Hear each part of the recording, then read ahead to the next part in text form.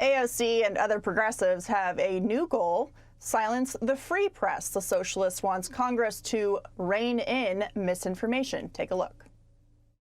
Several members of Congress in some of my discussions have brought up media literacy because that is a part of what happened here. We're going to have to figure out how we rein in our media environment so that you can't just spew disinformation and misinformation. Well, maybe AOC should start by reining in comments like these. CNN's Jake Tapper blasted for questioning disabled veteran GOP congressman's patriotism for opposing impeachment. Congressman Brian Mast, a Republican from Florida, who lost his legs, by the way, fighting for democracy abroad, although I don't know about his commitment to it here in the United States. Tapper later tweeted that Representative Mast is a hero, but stood by his criticism. So, Jesse, I want to get to AOC first, and then we'll get to Jake Tapper and Congressman Mast. But shouldn't we maybe look at AOC's endless Instagram story feeds that she does, these Instagram lives for misinformation, before she starts unconstitutionally putting government regulation on the free media? I would hate to be in charge of watching AOC's Instagram all day. Wow. No, thanks. Yeah, when she says she wants to rein in, that means she wants to basically regulate conservative speech on talk radio, the internet, and television. Has anybody checked when the last time a government had to destroy people's individual rights in order to protect them? Doesn't usually go that well when that happens. Does she want politicians, paid liars, to decide what's true and what's not true? When have liberals trusted the government? You're saying after Vietnam, the WMD fiasco, the dossier, the China virus, all the CIA and FBI abuses, you want the feds telling you what you can say and what truth is and what truth isn't? What this is really about is she's trying to basically obliterate any sort of competition in the political communication world. She has power now, and she wants to strip it away from conservatives while she has the chance. And she's dangerous because her instincts are that of a control freak, and it scares me. Yeah. And I don't get scared by much. Had a career as a journalist. Fact check, not sure.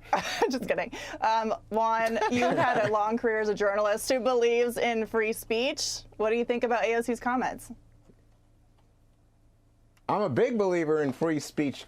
But what she was talking about, I think, was misinformation, was like lies. And I think that, you know, a lot of people are concerned about, you know, the lie that somehow the election was stolen. And you know, that people will believe that. And even after you have conservative judges and, you know, the Attorney General, a Trump nominee, Trump Attorney General, say that didn't happen, you still have this said by some provocateurs. And you think, well, why is there misinformation being fed to people? So I think she's speaking to that. But I must say, you know, this was not a speech delivered on the floor of the Congress, Katie. I mean, this was something on a feed.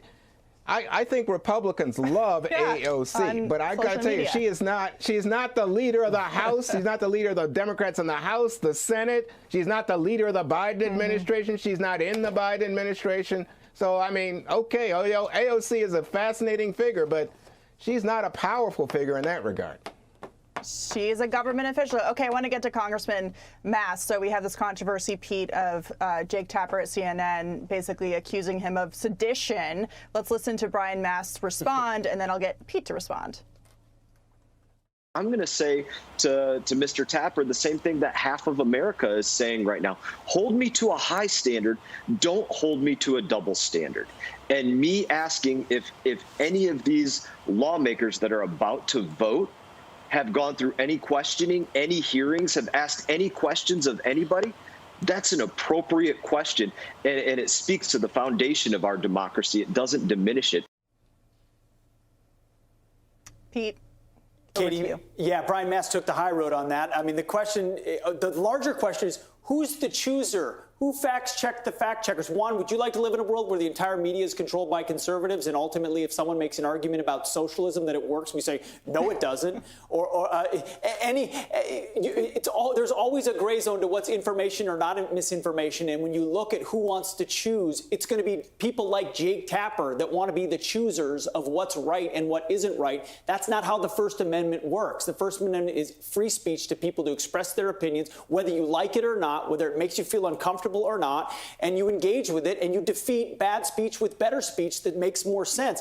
In the case of Jake Tapper, he's just a delicate flower. He's a very sensitive man, very thin-skinned. Trust me, all of you are going to get a text after this from Jake Tapper directly saying, why did you talk about me that way? I'm actually a really nice guy. I love the vets so much. Brian Mast is just misunderstood.